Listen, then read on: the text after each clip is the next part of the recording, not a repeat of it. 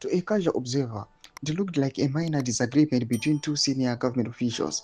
Justice Minister Ziyambi Ziyambi made a seemingly academic point, claiming the liberation struggle was not primarily about one man, one vote. Days later, Vice President General Chad Constantino Chiwenga, the nation's second in command, publicly corrected him, insisting that the right to vote was the very soul of the war.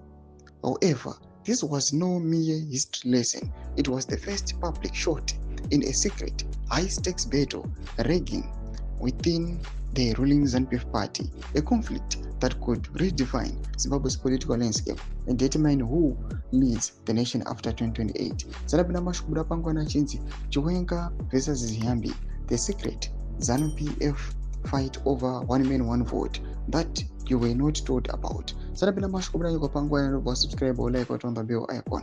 Timna no zeri mubla yuko mchinzi.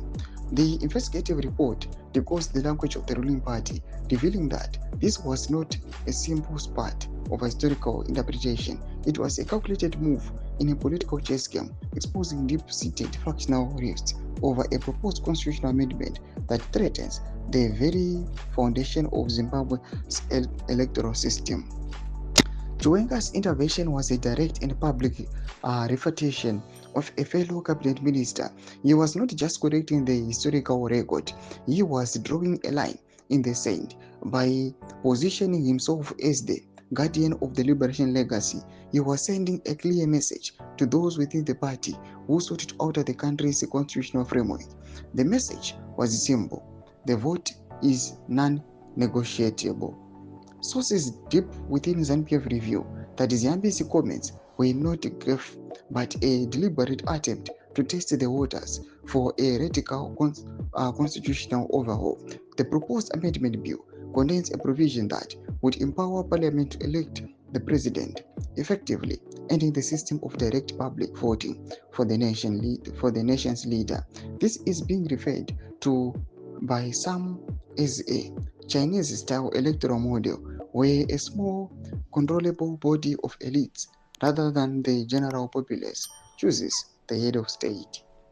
The tension boiled over in a fierce cabinet meeting where Chiwenga reportedly clashed angrily with Attorney General Virginia Mabiza after she cited South Africa as a model for the proposed changes. Sources described as irate Chiwenga cutting her off, declaring that South Africa was not independent and should not be used as an example. The confrontation became so heated that President Mnangagwa had to intervene, reportedly telling his deputy, "I am the president."